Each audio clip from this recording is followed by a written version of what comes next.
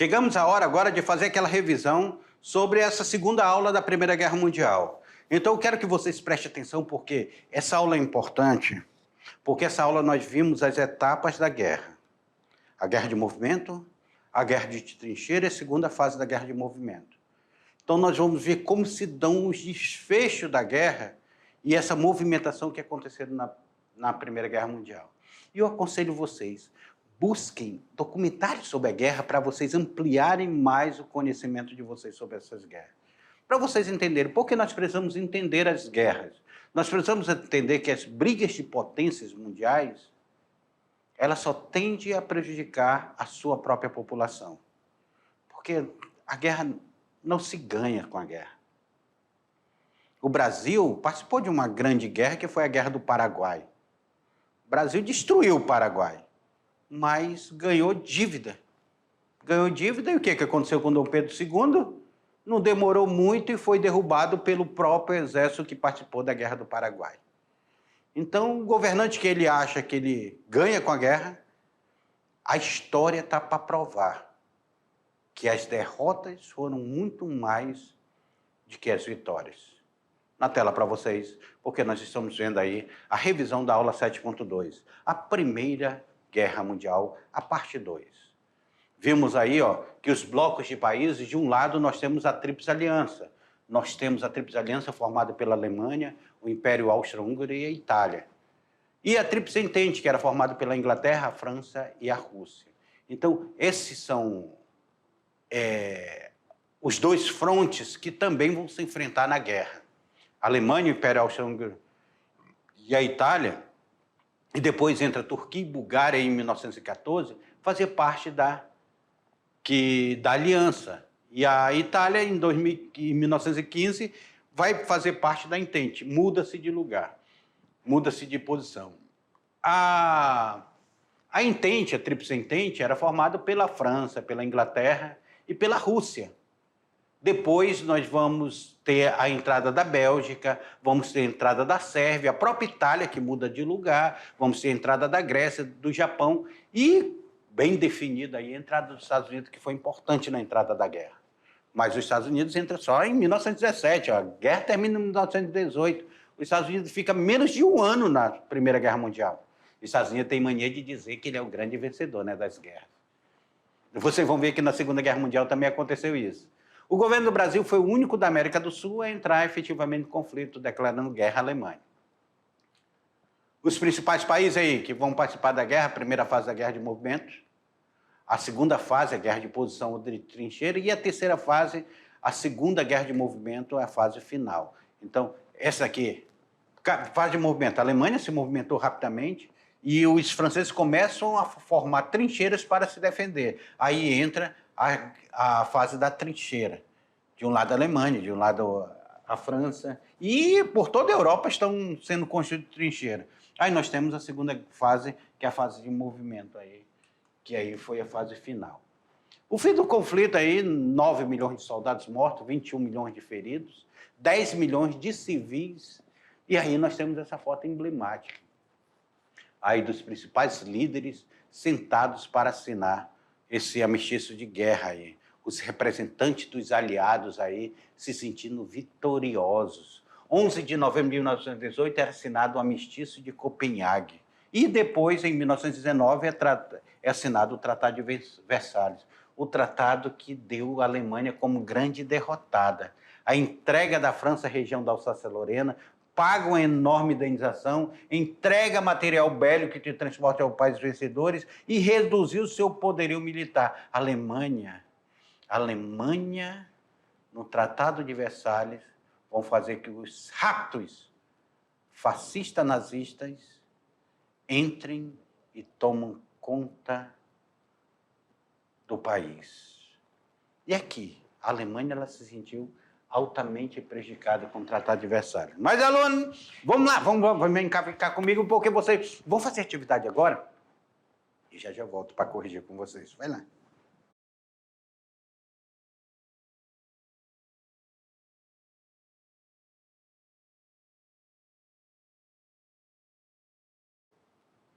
Hora de atividade. Papa. Vocês já estão aí, desculpa. Eu não sabia que vocês estavam aí. Eu estava aqui refletindo aqui, eu nem tinha me tocado que vocês já estavam aí, porque chegamos à hora de corrigirmos a atividade. A atividade dessa aula, ela é muito interessante. Que ela... Olha aí, a hora da atividade. Deixa eu... na tela para vocês. Essa hora da atividade, ela é muito importante. Porque nós vamos deparar aí com alguns contextos. Vem cá comigo, tomar uma água aqui comigo. Tomando água aqui, ó. Olha aqui, fizeram até meu desenho aqui na canequinha, né? Porque nós estamos vendo agora aqui a atividade dessa aula que nós estamos passando, da guerra, para nós entendermos o que foi a guerra, o que tem de interessante para entendermos a guerra. Porque é necessário nós analisarmos historicamente as guerras. A história ela serve para isso, para nós analisarmos, para não cometermos os mesmos erros da história. Então vamos lá. Atividade de sala, atividade número 1 fala de quê? O governo do Brasil foi o único da América do Sul a entrar efetivamente nesse conflito, declarando guerra à Alemanha. Qual a participação do Brasil na Primeira Guerra Mundial? Ele retirou os seringais, reativou os seringais da Amazônia? Não, isso vai ser Segunda Guerra Mundial. Segunda Guerra Mundial. Ele cooperou com os ingleses. Os ingleses eram parte da Entente. Ele coopera com os ingleses? Opa, aqui sim. Patrulhou o Atlântico Sul e enviou médicos e aviadores para a Europa?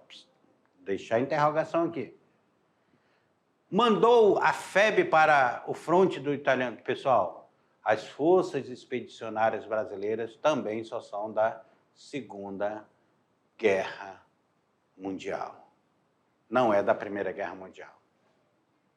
Extraditou prisioneiros alemães para forçar uma aliança? Não, daqui na Segunda Guerra Mundial também. Se aliou à Tríplice Aliança e lutou na Normandia? Não. Tríplice Aliança é da Alemanha, a Itália e o Império Austro-Húngaro. E a luta na Normandia também só vai ser da Segunda Guerra Mundial. Então, nós vemos aí que o Brasil participa. É o único país da América Latina que ele vai participar diretamente da guerra. Vai declarando guerra. Eu estou declarando guerra à Alemanha. A Alemanha afundou meu navio, eu estou declarando guerra à Alemanha. Só que ele vai mandar médico, mandar alimentação, mandar aviadores, vai patrulhar o Atlântico Sul, para que esses países aí da Tríplice Entente fiquem mais tranquilos no fronte de guerra e não se preocupe com a América do Sul ali, porque existem navios submarinos alemães vindo pela América do Sul, saindo ali da África e vindo para a América do Sul. E eles precisavam fazer esse controle. Então, a resposta correta daí é a letra qual, professor? A letra B. Olha aí, ó. Muito bem, a letra B. Vamos para a segunda. A segunda fala o seguinte. Analise a afirmativa abaixo. A defesa da soberania de determinados grupos minoritários e nacionalistas levou a grandes nações industriais a empreender pequenas guerras que potencializavam as diversas animosidades. Nestes aspectos, compreendemos a realização de uma corrida armamentista que alcançaria seu auge momentos antes da guerra iniciada em 1914. Ok, existe essa guerra armamentista, existe a busca da soberania de grupos minoritários, nós vemos lá os bascos, outros grupos minoritários lá, que eles buscavam essa independência. Vamos para a segunda. Ao contrário do previsto, a Primeira Guerra Mundial não foi resolvida num curto prazo de tempo, não. Ela foi resolvida em 4 anos, gente. A fragilidade militar das nações envolvidas na guerra dificultou o aparecimento de um vencedor inconteste. Tá? fragilidade militar das nações envolvidas na guerra dificultou o aparecimento do vencedor em contexto e fez com que a batalha se arrastasse ao longo de 4 anos e 3 meses. Sim, foi. Porque a Alemanha não se sentiu totalmente derrotada. Vamos lá. O fim da Primeira Guerra Mundial, a Europa começou a sofrer uma verdadeira crise de valores em meio à desilusão de continente destruído. A tendência comunista e fascista começaram a atrair uma boa parte da população. A partir da análise afirmativa acima, assinale a alternativa se apenas a afirmativa 1 estiver incorreta. Se apenas a afirmativa 2 estiver incorreta, você marca a letra B. Se apenas a estimativa 3 estiver incorreta, marque a letra C. Se apenas a estimativa 1 e 2 estiver incorreta, marque a letra D. Se apenas a estimativa 1 e 3 estiverem incorreta, marque a letra E. E aí, o que vocês marcaram? O que vocês marcaram? O fim da guerra foi bem no fim da guerra ali, não. Teve ainda um período de estruturação. A Europa vai passar por um processo de tentativa de emancipação ali com o nazifascismo. O nazifascismo vai aparecer, mas ele vai aparecer ali depois, principalmente depois da crise. Ele vai se consolidar mesmo depois da crise da quebra da Bolsa de Nova York em 1929. E o nazifascismo que vai aparecer no final vai se dar a Segunda Guerra Mundial. Ele está muito relacionado à Segunda Guerra Mundial e não à Primeira Guerra Mundial. Que a Primeira Guerra Mundial nós temos aí, logo em seguida, o aparecimento da República de Weimar. A República de Weimar vai se consolidar. O comunismo está ali na Rússia, ele está tentando se controlar ali após o final da guerra, controlando a Rússia. Depois que ele vai se tornar uma figura internacional. Então, a resposta dessa daí é justamente a que está incorreta, vai ser a letra na tela para vocês. Vai ser a letra C. Apenas a afirmativa 3 estiver incorreta. Tá? Isso que eu estava acabando de explicar para vocês. Agora vamos lá. É coerente com as razões que levaram à Primeira Guerra Mundial? O que é coerente? Um dos fatos que contribuíram para o fim do confronto foi a entrada da Rússia na guerra. Será que a Rússia entrou depois na guerra? Pois tinha um exército grande e bem preparado? O processo de imperialismo promovido pelas grandes potências capitalistas na Europa, principalmente França, Inglaterra e Alemanha, gerou conflitos, até confrontos pelas disputas territoriais a ponto de desencadear a Primeira Guerra Mundial? Temendo uma ofensiva alemã, Japão, Inglaterra e França formaram a Tríplice Aliança. Opa!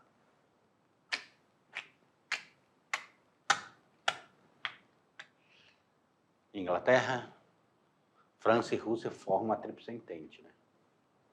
O início da guerra que deu quando as tropas alemãs invadiram a Polônia, apresentam um mundo, a famosa Guerra Relâmpago, deixando marcas desastrosas para os poloneses. Nenhuma das alternativas acima. E aí, você acha que nada está correto, tudo está correto, ou apenas uma está correta? A gente começa a analisar sobre as questões que foram colocadas aí. A letra A, ela fala sobre a Rússia. É o ponto principal ali da questão. A Rússia, gente, ela participa, ela faz parte da Tríplice Entente de início, juntamente com a Inglaterra e com a França. E a Rússia, ela participa diretamente da guerra. Porém, em 1917, acontece uma revolução na Rússia e a derrubada do Império Russo vão fazer com que esses revolucionários assinem o acordo com a Alemanha de não agressão e eles se retiram da Primeira Guerra Mundial. Então, a Rússia não entra na Primeira Guerra Mundial, como fala a primeira, ela se retira da Primeira Guerra Mundial. Ela sai da Primeira Guerra Mundial. A letra C, ela fala sobre Japão e Inglaterra fazendo parte da Tríplice Aliança. Novamente, a gente precisa olhar quem faz parte da Tríplice Aliança e da Tríplice Entente. Não confunda a Tríplice Aliança com aliados que vão ser da Segunda Guerra Mundial, tá? A Tríplice Aliança, ela é formada ali, quem vai fazer a Primeira Aliança vai ser a Inglaterra, o Império Austro-Húngaro e a Itália. E a Tríplice Entente que vai entrar... a Tríplice Aliança é feita a Alemanha, Império Austro-Húngaro e a Itália. E a Tríplice Entente vai entrar a Rússia, a Inglaterra e a França. Então, são esses três divididos. Depois, eles vão angariar outros países, mas de cara, esses três. Então, essa está correta. A letra B, ela fala sobre o processo do imperialismo. As grandes nações, elas estão dentro desse processo de imperialismo, naquela política que nós chamamos de neocolonialismo, de tomar conta de outras nações, e elas estão dentro desse processo expansionista imperialista. E isso, devido à questão tardia da Europa lá, a França, a Alemanha e a Itália, que se unificam, começa um processo de briga dentro da Europa, porque eles querem um pedaço do bolo.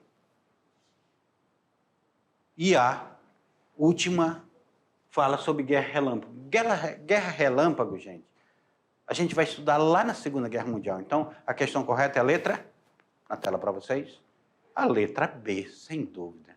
E vamos para a quarta, é hora do Enem. É hora do Enem.